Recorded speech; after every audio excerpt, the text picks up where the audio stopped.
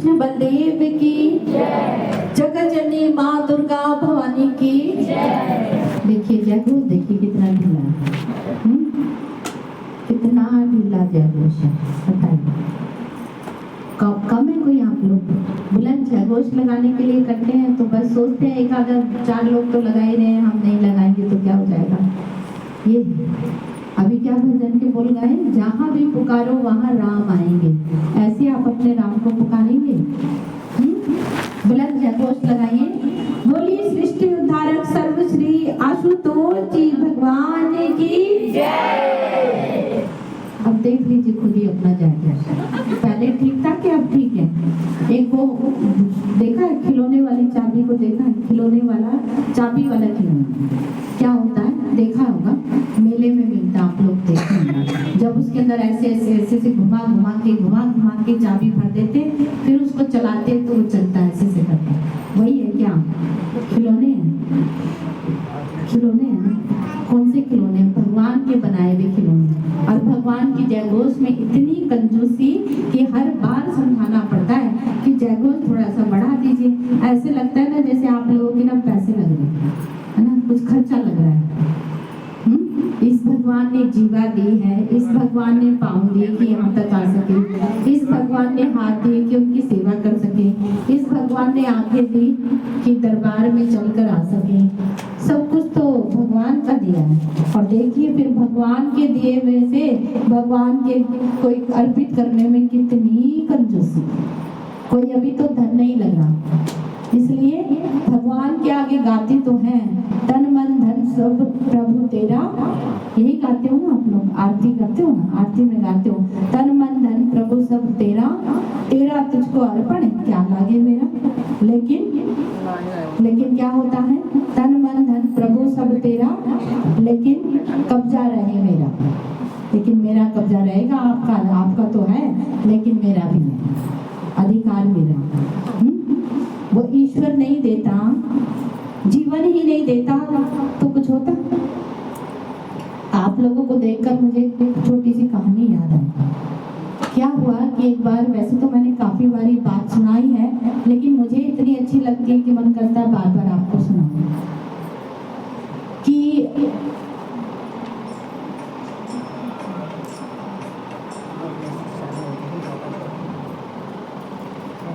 एक बार क्या हुआ, एक लड़की थी जिसकी कहीं शादी पक्की हुई और उसके ससुराल वालों की तरफ से उसको एक नथ दी। वो बहुत सुंदर नथ थी और वो अपनी सखियों के साथ, 4-5 उसकी सखियां थी, उन सखियों को अपनी नथ के बारे में बताती जा रही कि देखो मेरी नथ कितनी अच्छी है, खास मुझे उन्होंने दी है, मेरे लिए दी है, इसमें हीरा जड़ा है, देखो कितनी सुंदर।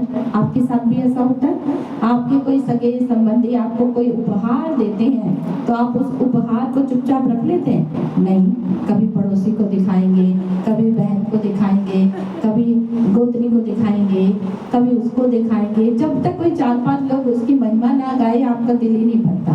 कहते देखो ना, बताओ ना कितना अच्छा लग रहा है, बोलो ना अच्छा है ना, खराब तो नहीं है, ठीक तो है ना, उसने दिया। हाँ, बड़े वाह, कमाल का। आप भी बड़ी महिमा सुनना चाहते हैं, गाते भी हैं, अरे पता है किसने दी है? उन्होंने दी है, मेरे लिए दी है। अब वो लड़की भी आगे आगे रास्ते में चल रही थी और उसके पीछे पीछे संत कबीरदास जी चल रहे थे। अब वो लड़की बार बार अपने नथ की महिमा गा रही है कि देखो मेरी नथ कितनी सुंदर है, इतनी सुंदर मेरी नथ है, इसको पहन के कितनी सुंदर मैं लगती हूँ। बार बार कभी इस सखी को, कभी उस सखी को, कभी इसको। अब पीछे पीछे कबीर जी काफी देर से महिमा सुन रहे हैं। अब कबीर जी से रहा नहीं गया, कबीर जी एकदम से आगे आते हैं उस लड़की के पास और एक पंक्ति कहते हैं। वो कहते हैं, नथनी दीनी यार ने तो चिंतन बारंबार, नाक दी करतार ने उसको दिया विसार। समझे कुछ? कि नथनी दीनी यार ने, जिसने तुझे नथनी दी है उसकी तो बड़ी महिमा गा रही है, नथनी की महिमा गा रही है, नथनी देने वाले की महिमा गा रही है, लेकिन जिस नाक में नथनी पहनेगी, ये नाक किसने दी है? करतार ने, यानी ईश्वर ने, परमात्मा ने उसको दिया विसार। कभी नाक की महिमा गाई है कि मेरी नाक इतनी सुंदर है, ईश्वर ने दी है, मेरी आंखें इतनी सुंदर ईश्वर है। कभी इस मेरी जो जीवन मिला है, ये श्वास जिसने दी है, उसका कभी धन्यवाद किया, कभी उसकी महिमा गाई है? नहीं गाई। तभी तो जयघोष में इतनी ढील जयघोष में जिसने जीवन दिया, ये आवाज, ये वाणी किसने दी है? उसने दी है। कभी गाई है उनकी महिमा? उनकी जयघोष में इतनी कंजूसी क्या होनी चाहिए? आप ही बताइए। एक बुलंद जयघोष लगाइए। बोलिए सृष्टि उद्धारक सर्वश्री आशुतोष जी भगवान की जय। बोलो सियावर रामचंद्र भगवान की जय। श्री कृष्ण बलदेव की जय। सांची दरबार की जय। आप बताइए, बहन जी ने अभी गुरु बहन ने एक भजन गाया, क्या थे भजन के बोल? अभी जो खत्म किया। रुकिए, पीछे वाले बताइए। आज आप लोगों का ना टेस्ट हो जाए जरा। बताइए, पीछे वाले बताइए, कौन सा भजन गाया? याद है किसी को? या सब बच्चों में ही लगे हुए हैं? नहीं, पीछे वाले को याद नहीं? चेयर पे जो माता बैठी है उनको, माता जी पहली बात तो आप लोग आंखें खोल के बैठे। बोलिए सियावर रामचंद्र भगवान की जय। कोई भी आंखें बंद नहीं करेगा, सोना नहीं है, यहाँ पे सजग होकर बैठना है। साधना कहते साधना करें, साधना में कब सो जाते हैं पता ही नहीं चलता, साधना में चले जाते हैं नींद नगरी में। ठीक है, इसलिए सब आंखें खोल कर बैठे। जब साधना करनी होती है तब तो साधना नहीं होती, तो अब क्यों? अब विचारों को सुनिए ताकि साधना भी अच्छी हो और विचार भी हमारे जीवन में उतरे। बताइए, पीछे वालों को नहीं याद है कौन सा भजन गाया? नहीं याद। इधर बीच वाले बताएंगे। जहाँ भी बुला वहाँ राय। तालियां बजा। याद है। इसी तरीके से होश के अंदर जीना है, बेहोश होके नहीं बैठना है यहाँ पे कि बस चल रहा है, तालियां भी बजा रहे हैं, मस्त भी है, क्या गाया पता नहीं, ये नहीं। जहाँ भी पुकारो वहाँ राम आएंगे। अब आप बताइए, कहते हैं ना बड़े दयालु है तुलसी के राम। एक 100 बार आजमा कर देख लीजिए। आपने कितनी बार आजमा के देखा होगा महाराज जी को? कोई गिनती है? 1000 बार, 2000 बार, 50 बार, हजारों बार, लाखों बार, कितनी बार आपने तो कदम कदम पे पुकारा होगा। पुकारा कि नहीं कि महाराज जी बस नहीं आ रही, बस मिला दो, रिक्शा नहीं मिल रहा है, रिक्शा दिला दो, तो महाराज जी रिक्शा लेके आ गए। अभी किसी का ऑपरेशन हो रहा है तो महाराज जी अब आप ही रक्षा करना, आप ही मेरा ऑपरेशन कर दो, ऑपरेशन कर दिया, है ना। महाराज जी एग्जाम में पास करना, एग्जाम में पास कर दिया। कहाँ नहीं राम दौड़े हैं। एक बार एक भैया ने महाराज जी को फोन किया और वो महाराज जी को फोन किया तो उन्होंने सोचा एकदम से तो महाराज जी उठाते नहीं है, कोई भैया उठाएंगे, तो फोन उठाया तो आगे से महाराज जी ने ही फोन उठा लिया। उन भैया ने कहा कि हेलो, कौन बोल रहे हैं आप? तो आगे से महाराज जी ने कहा हम दीन दयाल बोल रहे हैं, दीन दयाल। तो वो कहने अरे ये तो महाराज जी की आवाज है, महाराज जी प्रणाम, महाराज जी प्रणाम। और महाराज जी ने आशीर्वाद देके फोन रख दिया। इतनी सी बात हुई। क्या हम महाराज जी देखिए कि दीन दयाल है वो, सच में वो दीन ही दयाल है। और इस संसार में कोई है हमारा जो हमारी रक्षा करे, हम पर दया करे। दीनों के वो नाथ हैं, दीन दयाल हैं। और ऐसे राम को, ऐसे गुरु को हमने एक बार नहीं कई बार पुकारा होगा। और ये गारंटी भी है, जब जब हमने सच्चे हृदय से पुकार की, महाराज जी वहां दौड़े चले आए। बड़े दयालु हैं तुलसी के राम। 100 बार आजमा कर देख लीजिए, कांटों पर भी चल के देख लीजिए, क्या वो नहीं आए? कैसी कैसी परिस्थिति से, कैसे कैसे विकारों से हमें निकाला है। इसलिए तो किसी ने कहा कदम कदम पर दिया सहारा, कभी परिस्थितियों से, कभी विकारों से उबारा। कोई शिकवा शिकायत नहीं है तुमसे, बस करोड़ों बार शुक्रिया तुम्हारा, बस करोड़ों बार शुक्रिया तुम्हारा, बस करोड़ों बार शुक्रिया तुम्हारा। क्या कभी भगवान का शुक्रिया अदा किया है? आप जानते हैं, जब भी गुरु खुश होते हैं, एक शिष्य से, एक साधक से प्रसन्न होते हैं, तो वो क्या करते हैं? उसे सेवा देते हैं। और आप सेवा करते भी हैं। लेकिन आप सेवा तो करते हैं, गुरु खुश भी बहुत होते हैं, लेकिन सेवा करते समय किससे खुश होते हैं ये आपको पता है? ये आपको ये भी तो पता होना चाहिए कि हम सेवा तो कर रहे हैं, लेकिन महाराज जी हमारी सेवा से खुश हैं, इसका भी हमें हमारी अंतरात्मा बताती है। हमें भी किस तरीके से अपने गुरु की सेवा को करना है कि गुरु हमसे प्रसन्न हो। हमारी आत्मा इस चीज की गवाही देती है कि हमने अपनी जो भी सेवा की, हमने अपनी पूरी निष्ठा से, भावना से, श्रद्धा से, विश्वास के साथ की। और ऐसे भगवान की जब हमने सेवा की, और ये सेवा आप गुरु के लिए नहीं करते, जानते हैं आपको ये जो सेवा मिलती है इसमें केवल आप ही का ही कल्याण होता है, इसमें गुरु की कोई सेवा नहीं। आप लोग कहते हैं गुरु महाराज जी की सेवा कर रहे हैं, सेवा गुरु की नहीं हो रही है, सेवा तो आप अपनी ही कर रहे हैं। अपने ही संस्कारों को, पापों को, अपराधों को, जन्मों जन्मों के जो विकार हैं, जन्मों जन्मों के जो संस्कार हैं, उसको आप अपनी सेवा के द्वारा काटते हैं। गुरु की सेवा नहीं हो रही, लेकिन फिर भी हम कहते हैं हमने गुरु महाराज जी की सेवा की, गुरु के लिए की। इस दिव्य ज्योति जागृति संस्थान के अंदर आप जो कुछ कर रहे हैं, एक बार एक वृद्ध से पिताजी थे और उन्होंने एक बार एक स्वामी भैया के पास आकर उन्होंने कहा कि भैया मैं अपना तन मन धन सर्वस्व महाराज जी के लिए देने को तैयार हूँ, आप मुझे आधी रात को भी आवाज देंगे तो मैं आ जाऊंगा। तो स्वामी जी खुश हो गए, कहा कि बहुत अच्छी बात है। तो आगे से उस भैया ने कहा कि आप जानना नहीं चाहेंगे कि मैं ऐसा क्यों कह रहा हूँ? तो आगे से स्वामी जी ने कहा कि हाँ, आपकी श्रद्धा है, आपकी भावना है महाराज जी के प्रति। तो वो भैया कहते कि श्रद्धा तो है ही, भावना तो है ही, दीदी लाइन में बैठे, लाइन में उठ जाइए तो देखने में बड़ा अच्छा लगता, आप लोग लाइन में उठ जाइए। और इसमें गैप क्यों लिया, आप लोग आगे आ गए, इस लाइन को ना पूरा भर दीजिए। तो वो जो भैया हैं, तो स्वामी जी ने कहा कि हाँ, आपके महाराज जी के प्रति श्रद्धा है, प्रेम है, भाव है, इसलिए कहा वो तो है ही, लेकिन एक बात और है जिसके लिए मैं अपना सब कुछ देने को तैयार हूँ महाराज जी के लिए। तो कहा क्या बात है भैया?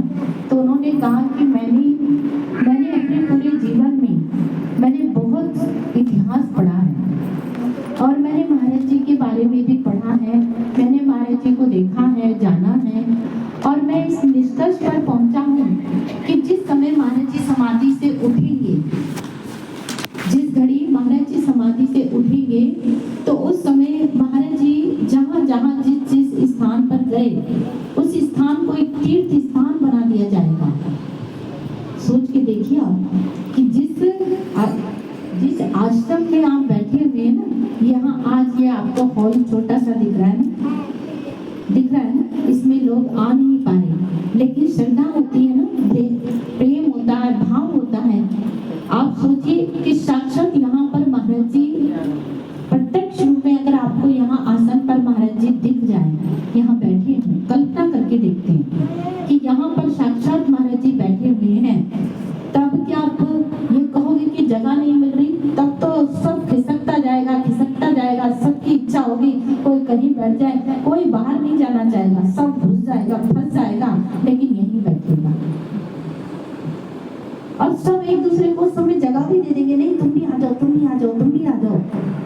देखा है ना कभी महाराज जी को प्रसाद लुटाते हुए देखा है? कैसे एक दूसरे के ऊपर गिर जाते हैं, बाल खींच जाते हैं, चोट लग जाती है, धक्के मुक्के हो जाते हैं, लेकिन कोई ये नहीं कहता कि है भीड़ है हम नहीं जाएंगे। सब चाहता है लूट लो मौका, अवसर।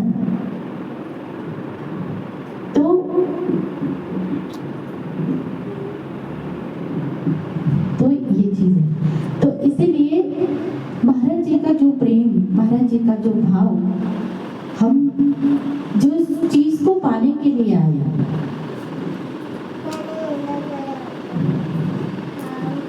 बच्चे को ना थोड़ा शांत कराइए, नहीं तो मतलब आप अपने बच्चे को लेकर ना सीढ़ी के पास बैठे, क्योंकि एक बच्चे के कारण ना सब डिस्टर्ब हो, तो ये तो अच्छी बात है, अच्छा है, बच्चे को तो लाना ही चाहिए, लेकिन ऐसा भी ना हो ना कि बच्चों के कारण सब डिस्टर्ब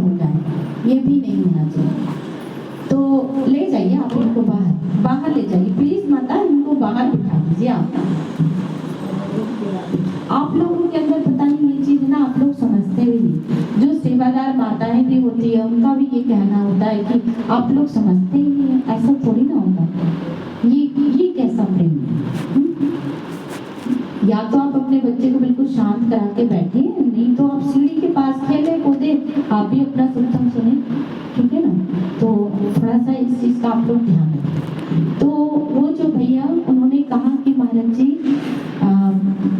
उन्होंने कहा कि महाराज जी जब समाधि से उठेंगे तो उस स्थान को एक तीर्थ स्थान बना दिया जाएगा जब महाराज जी समाधि से उठेंगे। और ये बात है, आज आपको यहाँ दिक्कत हो रही है। पहले आपने ये रोड देखा था ना, कैसा था ये रोड? नाला बहता था, बदबू आती थी और फिर टूटने फूटने लगा, कैसी दिक्कतें थी। आज देख रहे हैं, आज देख रहे हैं ये क्या है। समस्या तो आएंगी लेकिन समय लगेगा, सब ठीक होगा। आज देखिए रात के समय तो देखिएगा और कितना सुंदर लगता है, लाइटिंग होती है, लाइट जलती है, कितना एक व्यवस्थित हो गया, समय लगता है। और आज इस दरबार में आप बैठे हैं ना, और आने वाले समय में आप देखिए ये दिव्य ज्योति है, पूरा विश्व इसके अंदर आने वाला है, इस दिव्य ज्योति के अंदर। तब क्या होगा? आप ये नहीं सोचे कि थोड़ा सा चाहे इसको, दिव्य ज्योति तो ऐसा है कि ये मत्स्य अवतार की तरह बढ़ता ही जा रहा है, बढ़ता ही जा रहा है। ऐसा नहीं, कहीं कहीं बहुत बड़े बड़े भी हॉल हैं। आप दिव्य शांति महोत्सव गए होंगे, बहुत से लोग, बहुत से शिष्य गए ना, दिव्य शांति महोत्सव गए हैं आप पंजाब में, वहाँ देखो। लेकिन फिर भी कितने लोगों को, वहाँ कोई व्यवस्था में कमी थी, वहाँ को किसी चीज की कोई कमी थी, लेकिन उधर भी कितने लोगों को रोका गया कि रुक जाइए, क्योंकि यहाँ पर व्यवस्था नहीं हो पा रही है। कितने महाराज जी के शिष्यों को रोकना पड़ा, सोच सकते हैं। क्योंकि ये भाई कहते हैं हरि अनंत, हरि कथा अनंत है। ये जिस दरबार में बैठे हैं ना, वो हरि, वो ईश्वर, वो परमात्मा, वो गुरु क्या है? वो अनंत है। उनकी कृपा, उनका प्रेम, उनकी दया, उनकी करुणा, सब कुछ अनंत है। इस अनंत का कोई कहीं अंत दिखता है आपको? कहीं अंत नहीं है। इस अनंत को पाने के लिए हमें अनंत प्रयास करने पड़ेंगे, अनंत प्यास रखनी पड़ेगी, अनंत यानी कि अपना सब कुछ निछावर करना पड़ेगा। और वो भैया बोले कि जिस दिन महाराज जी समाधि से उठेंगे, वो मैंने देखा, मैं ये बात जानता हूँ कि जिस स्थान पर महाराज जी गए उस स्थान को एक तीर्थ स्थान बना दिया जाएगा। और महाराज जी के जितने भी महाराज जी के ऊपर बहुत सी कहानियां लिखी जाएगी, ग्रंथ लिखे जाएंगे, महाराज जी का इतिहास लिखा जाएगा। और भैया मैं ये चाहता हूँ कि जिस दिन महाराज जी का इतिहास पढ़ा जाए, महाराज जी के ऊपर सच में महाराज जी के कोई कम है? महाराज जी तो इस कलयुग के भगवान है, पार ब्रह्म उतरे हैं धरती पर। और जब महाराज जी समाधि से महाराज जी उठेंगे और तब कोई छोड़ेगा उनको, तब महाराज जी के ऊपर इतिहास लोग ढूंढेंगे, लोग तड़पेंगे। आज अखंड ज्ञान पढ़ते नहीं है, अच्छा नहीं लगता, लेकिन तब लोग इस ग्रंथ को ढूंढेंगे, पागल की तरह इसको मांगेंगे कि कहाँ हमें कोई एक झलक मिल जाए। तब मिलेगी नहीं, क्योंकि पूरा विश्व आ चुका होगा। तब हमारे पास शायद इतनी बुक्स नहीं होंगी कि हम सबको दे पाए। पूरा सोच के देखिए, ऐसी कल्पना करके देखिए कैसा वो दिन होगा जब पूरा विश्व जानेगा कि गुरु क्या है। तो वो भैया बताते कि जब महाराज जी का इतिहास लिखा जाएगा, कहानियां लिखी जाएगी, और मैं ये चाहता हूँ कि जब मेरी संतानों की भी संतानें जब उस इतिहास को पढ़ेगी तो उस इतिहास के अंदर मेरा भी कहीं नाम दर्ज हो और वो मुझ पर गर्व करे कि ऐसे ऐसे समय के अंदर, ऐसे ऐसे युग में भगवान आशुतोष धरा पर उतरे थे और उनके ऐसे शिष्य थे, और उस समय उन्होंने आशुतोष महाराज जी के इस ज्ञान का प्रचार प्रसार किया और फलाना उनके नाम रहे, उस इतिहास के अंदर उनके नाम दर्ज होंगे। तो मैं ये चाहता हूँ मेरी संतानों की भी संतानें जब उस इतिहास को पढ़े तो मेरा नाम उसमें दर्ज हो और वो गर्व से उनका जो सिर हो गर्व से ऊंचा हो। मैं ये नहीं चाहता स्वामी जी कि उस समय मेरी संतानों की भी संतानें जब ऐसा इतिहास पढ़े कि ऐसे आशुतोष महाराज जी तरह पर पर उतरे, भगवान उतरे, और ऐसे ऐसे हमारे पूर्वज भी थे, लेकिन वो इस भक्ति के मार्ग पर चल नहीं पाए।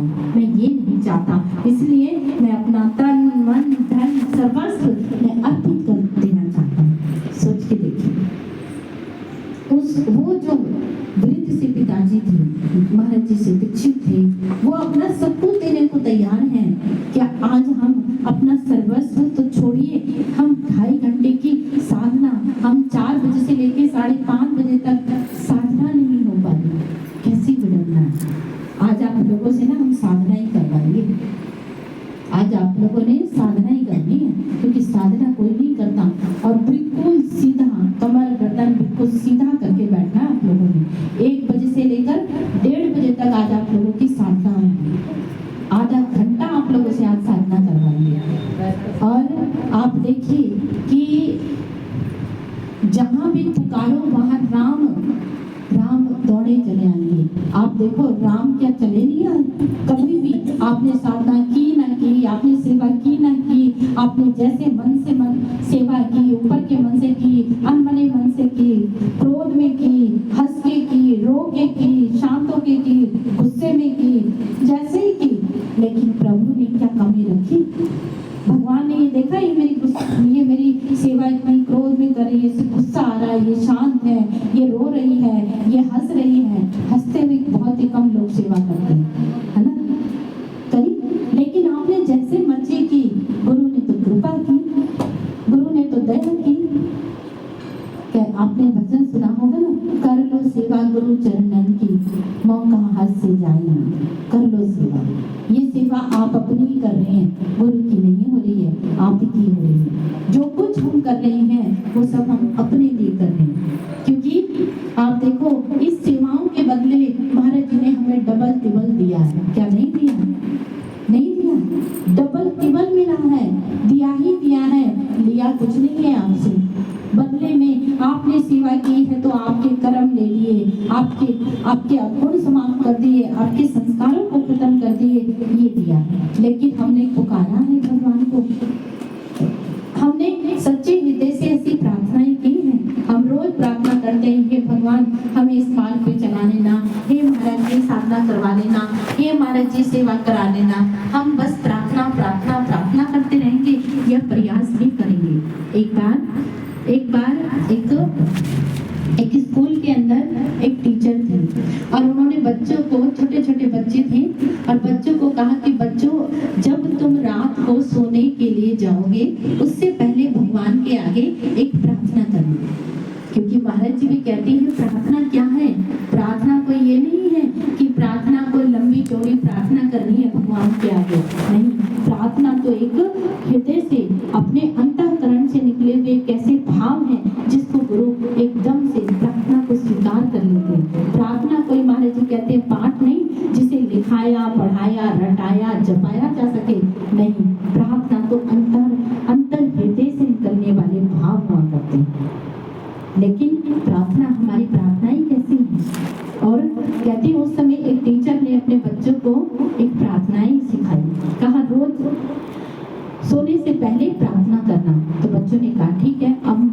अब टीचर ने लंबी चौड़ी एक प्रार्थना सिखा दी बच्चों को। अब उस समय तो बच्चों ने याद कर लिया, और बाद में बच्चे स्कूल गए।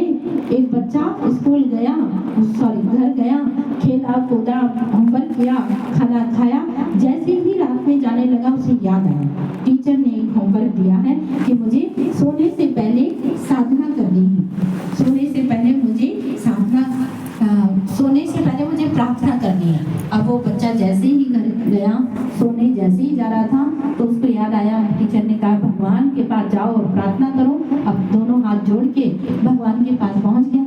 अब भगवान से कहने लगा, भगवान जी टीचर ने एक प्रार्थना करने के लिए कहा था, लेकिन मैं तो भूल गया क्योंकि प्रार्थना लंबी चौड़ी थी। अब मैं क्या करूं? उसे कुछ समझ नहीं आ रहा। भगवान को क्या करता है? भगवान को ए से लेकर जेड तक सुना देता है, A to Z सुना देता है, और भगवान से कहता है भगवान जी अब आप ही अच्छी से शब्दों में प्रार्थना बना लेना अपने लिए और मेरी प्रार्थना स्वीकार करो, और सो जाता है। हम भी तो ऐसे ही है ना, हम भी तो भगवान के आगे प्रार्थना करते हैं और प्रार्थना कर देते हैं, हे भगवान ये कर देना, हे भगवान मैं इस मार्ग पे चलूं, हे प्रभु मैं से साधना करा लेना। यही हाल तो है। किसकी साधना हो रही है? और फिर साधना हो रही है वो भी देखिए। साधना केवल आंखें बंद करके साधना नहीं होती, आंखें खोलकर भी साधना होती। केवल ये नहीं कि हमने 2.5 घंटे आंखें बंद कर ली, हम कमर गर्दन बिल्कुल सीधा करके बैठ गए, क्योंकि आंखें खोलकर भी साधना होती है। गुरु को पिया जाता है, गुरु को जिया जाता है, गुरु को जब्त किया जाता है, खाली बंद आंखों से नहीं, खुली आंखों से भी। साधना तो ये है। साधना का अर्थ क्या है? स्वयं को साधना, स्वयं को साध लेना। ये कैसी साधना, ये कैसा पुरुषार्थ कि हमें ये नहीं समझ में आ रहा कि हम कहाँ सही हैं, कहाँ गलत है, क्या कहना है, क्या नहीं कहना है, कहाँ जाना है, कहाँ नहीं जाना है, क्या देखना है, क्या नहीं देखना है, क्या सुनना है, क्या नहीं सुनना है। ये कैसी साधना? हम बहुत नियम से साधना करते हैं, अच्छे से साधना करते हैं, लेकिन अभी तक हम अपने प्रभु से ये नहीं कह पा रहे, प्रभु हम कहाँ पे गलत हैं, हमारी गलती कहाँ है, हम कहाँ, हमें ठीक करने की जरूरत है। हमें लगता है हम तो ठीक है, बस साधना हो गई सब ठीक है। नहीं, ये साधना नहीं है। आंखें बंद करके बैठ जाना साधना नहीं है। स्वयं को साथ लेना साधना है। इसलिए हम अपने जीवन के अंदर प्रार्थनाएं तो भगवान से करते हैं और प्रार्थना सुनते भी हैं। अक्सर आप लोग कहते हैं हमारी तो महाराज जी सुनते नहीं, हम पर तो महाराज जी की कृपा नहीं, बोलते हैं ना आप लोग? नहीं बोलते, कोई नहीं बोलता। बाप रे, हमारे पास तो आप आकर बोलते हो कि ना जाने दीदी आजकल क्या हो गया है महाराज जी को। महाराज जी को कुछ नहीं हुआ है, जो हुआ है आप ही को हुआ है। महाराज जी तो ठीक है कि आजकल आते ही नहीं है हमारे पास। मेरी तो बात ही नहीं सुनते, उसकी तो बात सुनते हैं। लगता है नाराज हो गए तो मना लो। मनाएगा कौन? हम मनाएंगे आपके लिए। आपके महाराज जी, आपके गुरु, आप मनाओ। सब अपने अपने गुरु को अपने तरीके से मनाते हैं। आपके भगवान है भाई, आप मनाइए। अगर वो नाराज हो गए तो मना लीजिए, वो उन्हीं से तो काम चल रहा है। पूरी दुनिया के वही तो है, हर जगह हर कहीं पर है इन्हीं का नूर। रोशनी का कहीं दरिया तो है, कहीं पर जरूर कोई तो है जिसके आगे है आदमी मजबूर। कौन है वो ये। तो फिर इनकी ध्यान, इनकी साधना, इनकी सेवा से बढ़कर कुछ नहीं है। और जब जब गुरु को पुकारा है, प्रार्थना इसलिए कहते हैं कि जब एक शिष्य के, आप कल्पना करके देखिए कि जब कभी इस शरीर के अंदर बहुत दर्द हो रहा है, शरीर में बहुत पीड़ा है और शरीर से ना सेवा हो पा रही है, ना साधना हो पा रही है, शरीर के अंदर कोई रोग है जिसके कारण दर्द है, तकलीफ है, पीड़ा है, और ऐसी अवस्था में कोई आपको आकर कहे कि नहीं भाई तुम तो साधना करो, तुम तो सेवा करो, तो हो पाएगी? नहीं हो पाएगी। तो ऐसी स्थिति में आप क्या करेंगे? ऐसी स्थिति में आप ईश्वर के आगे, सद्गुरु के आगे आप प्रार्थना करेंगे, क्योंकि प्रार्थना ही आधार है और प्रार्थना ही सार है। जोड़ दे जो भक्त को गुरु चरणों से। प्रार्थना एक ऐसा मजबूत तार है। फिर प्रार्थना ही एक ऐसा तार है कि आपको आपके भगवान के नजदीक खींच कर लाएगा और आपको भगवान के नजदीक खींच के लाएगा। पल पल श्वास श्वास में ईश्वर के चरणों में प्रार्थना करें। एक बार एक भैया जो कि विदेश में रहते थे, उन्होंने महाराज जी से कहा कि महाराज जी मैं तो विदेश में रहता हूँ, मैं आपके दर्शन करने नहीं आ पाता, लेकिन जब भी मेरा मन करता है कि मैं आपसे अपने मन की हर बात आपसे कहूँ, तो महाराज जी मैं आपके स्वरूप के सामने बैठ जाता हूँ और अपने मन की हर दर्द, हर पीड़ा मैं आपसे कह देता हूँ। महाराज जी क्या आप मेरी बात सुनते हैं? तो उस समय महाराज जी ने कहा कि चींटी के पग निपुर बाजे तो भी साहिब सुनता है। कि चींटी भी अगर अपने पैरों में घुंघरू बांध कर बजाए तो उसे भी साहिब सुन लेता है। तो फिर आपकी प्रार्थनाएं कैसे अनसुनी रह सकती हैं? आप सभी भक्तों की प्रार्थना मैं जरूर सुनता हूँ। आप मेरे स्वरूप के सामने खड़े होकर जो भी कुछ कहते हैं मैं सब कुछ सुनता हूँ। गुरुवर सुनते हैं। इसलिए महाराज जी हमेशा सुनते हैं, ऐसा नहीं है कि महाराज जी नहीं सुनते। महाराज जी के स्वरूप को आप देखिए, सभी महाराज जी के स्वरूप में महाराज जी की आंखें स्थिर दिखती हैं, महाराज जी के सब भाव लगते हैं कि महाराज जी स्थिर है, लेकिन महाराज जी सबको सुनते हैं, सबको देख रहे हैं, सबको समझ रहे हैं। भले ही कोई महाराज जी की आंखें कोई प्रतिक्रिया नहीं दे रही, लेकिन आपकी हर क्रिया पर महाराज जी की प्रतिक्रिया रहती है। महाराज जी सब कुछ आपको मौन रहकर भी मुख मुद्रा सब एक जैसी रहती है, लेकिन आप कभी सामने खड़े हो जाइए महाराज जी के और आप कुछ भी महाराज जी से कहिए कि आपको उसी वक्त जवाब नहीं मिलता। ये क्या है? इसीलिए कहते हैं कि प्रार्थना एक ऐसा तार होती है जो ईश्वर के चरणों में रखी जाए तो वो पूरी होती है। और ऐसी एक घटना आती है, कहते एक बार एक महात्मा बुद्ध की शिष्या थी जिसका नाम था चसबुद्धा। कहते एक बार चसबुद्धा जो थी वो एक बार अपने घर में ही बैठी, उसे अचानक से अपने गुरु की महात्मा बुद्ध की बहुत तीव्र याद आने लगी और इतनी याद आने लगी कि उसका मन करे कि मैं अभी के अभी आश्रम पहुंचकर अपने गुरु भगवान के दर्शन कर लूं। लेकिन क्या करती, मजबूर थी, क्योंकि चसबुद्ध का घर बहुत दूर था और जो महात्मा बुद्ध थे वो चेतवन में रहा करते थे। अब वो इतनी जल्दी जा नहीं सकती थी और उसी समय उसे क्या लगा कि वो अपने घर से ही 3 बार जूही के पुष्पों को 3 बार ऐसी प्रार्थना करती है और 3 बार महात्मा बुद्ध जिस तरफ चेतवन में महात्मा बुद्ध का आश्रम था उस और 3 बार प्रार्थना करके जूही के पुष्पों को अर्पित करती है और दोनों हाथ जोड़ के अपने तथागत के आगे एक प्रार्थना रखती है कि हे प्रभु, कल का भोजन आप अपने समस्त शिष्यों के साथ मेरे घर पधारे, मेरे घर में कल का भोजन स्वीकार करें। अंतः मन से दोनों आंखें बंद कर दोनों हाथ जोड़ करके 3 बार जूही के पुष्पों को अर्पित करते हुए ऐसे भाव, ऐसी प्रार्थना अपने गुरु के चरणों में रखती है। और उधर क्या होता है चेतवन में, उधर जैसे ही महात्मा बुद्ध को, क्योंकि गुरु तो अंतर्यामी है, उनके लिए कोई जरूरी नहीं है कि आप आकर के कहेंगे। गुरु तो एक शक्ति है, गुरु पावर है जो कि दूर बैठे शिष्य की बात को सुन लेते हैं। ऐसे थोड़ी ना आप बैठे यहाँ हैं कहीं गली में, आप कहीं भी हॉस्पिटल में हैं, कभी रास्ते में हैं, कैसी भी स्थिति में वहीं आप पुकारते हैं महाराज जी को, जहाँ भी पुकारो वहाँ राम आएंगे। ऐसे थोड़ी ना महाराज जी कहीं भी आ जाते हैं, तो वो भी दूर बैठे अपने तथागत को पुकारती है, उनका आह्वान करती है कि आप आए मेरे घर भोजन करें। और उधर दूर बैठे चेतवन में महात्मा बुद्ध मुस्कुराते हैं और अपने समस्त शिष्यों के संग बैठे कहते हैं कि कहीं से तुम्हें जूही के पुष्पों की सुगंध आ रही है।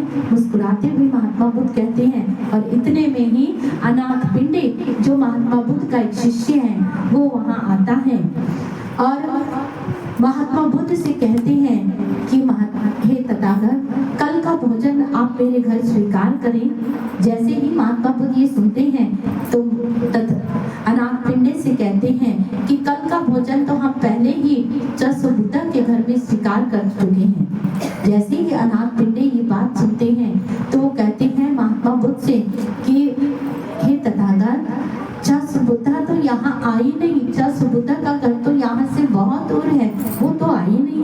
तो महात्मा बुद्ध मुस्कुराते हैं और कहते हैं वो भले ही यहाँ नहीं आई, लेकिन उसके अंतर हृदय से निकली हुई पुकार हम तक पहुँच गई है, इसलिए कल का भोजन हम समस्त शिष्यों के साथ उसके घर पर करेंगे। ये है प्रार्थना। इसलिए सज्जनों, ये ऐसे भगवान, ऐसे सद्गुरु जिसको मिल जाते हैं उन्हें उनके पास जाकर कुछ कहने की जरूरत नहीं। इसलिए कहते हैं कि ईश्वर के दरबार में तेरा आना ही बहुत है, बोल के ना बोल तेरा पछताना ही बहुत है। कि जब भी कोई भूल, कोई गलती हो गई तुम बोलो मत, वो सब जानते हैं क्योंकि वो भगवान अंतर्यामी है। लेकिन हम पल पल अपने गुरु से ऐसी प्रार्थनाएं करें, ऐसे भाव रखें। इसलिए महाराज जी ने कहा, समझना मुझको दूर तू, मैं हर पल तेरे साथ हूँ, भाव से देख मेरा, समझना मुझको दूर तू, मैं हर पल तेरे पास हूँ। महाराज जी ने कहा कि तुम मुझे ये ना समझो कि मैं दूर हूँ, मैं हर पल तेरे पास हूँ। महाराज जी हमेशा हमें यही कहते हैं कि तुम भाव की आंख से देख, मुझे भीतर छुपा एहसास हूँ, कि तुम मुझे भाव की आंख से देख, मैं तेरे भीतर छुपा एक एहसास हूँ। देख रहा हूँ मैं आंखों से तेरा हर क्रियाकलाप, नजर से मेरी तू दूर नहीं, चाहे दिन हो या रात। महाराज जी ने कहा तुम मेरी नजर से कहीं दूर नहीं। क्या गुरु एक शक्ति है, आप जहाँ जहाँ जा रहे हैं गुरु महाराज जी वहाँ वहाँ आपको सुन रही हैं। आप किससे छुपा रहे हैं, किसको क्या कह रहे हैं, किससे क्या बोल रहे हैं, आपको नहीं पता, लेकिन गुरु पग पग पर आपको आपके साथ है। इसलिए गुरु एक शक्ति, गुरु एक पावर, गुरु एक दिव्य सत्ता है। इंसान से छुपा ले ऐ बंदे, तो उससे छुपा नहीं पाएगा, वो कण कण से है देख रहा, तेरा दोष प्रकट हो जाएगा। इसलिए गुरु एक पावर है, एक शक्ति है। जो माता पिता तो बच्चों के संग संग नहीं चलते ना, भेज देते हैं बच्चों को जाओ करो, लेकिन गुरु ऐसा पीछे लग गया है जो दिन रात आपके साथ रहता है, दिन रात। कहाँ, लेकिन क्या इस चीज का हमें एहसास है? एहसास है? तो इसीलिए कहते हैं कि ऐसा एक बार भगवान कृष्ण कहते हैं कि भगवान जो कृष्ण हैं, अर्जुन कहता है कि प्रभु, अर्जुन से कहते हैं कि अर्जुन तेरे पास दो रास्ते हैं, एक तो मेरी नारायणी सेना है और एक क्या है, एक निहंता कृष्ण है। बता तू इन दोनों में से क्या मांगेगा? मैं तुझे चुनने का मौका देता हूँ, मैं तुझे चुनाव करने का मौका देता हूँ। आपको भी महाराज जी मौका दे रहे हैं ना, मौका मिला है ना, ये जो मिला है जीवन सुहाना, मकसद है प्रभु भक्ति को पाना, ये मौका मिला है। इस जीवन का लक्ष्य और कुछ है ही नहीं, क्या है? प्रभु भक्ति को पाने का। और भगवान कृष्ण अर्जुन से कह रहे हैं कि तेरे पास दो रास्ते, एक तो तेरे समक्ष नारायणी सेना है, युद्ध के अंदर वो सहायता के लिए आया था भगवान से, और दुर्योधन भी आया, दोनों आए थे, लेकिन दुर्योधन पहले आया था और वो जो है वो बाद में आया। सॉरी, अर्जुन पहले आया था और दुर्योधन बाद में आया था, ऐसा ही कुछ था ना। दुर्योधन पहले, आज हमको हाँ ऐसा ही, और पैर की तरफ आके बिल्कुल।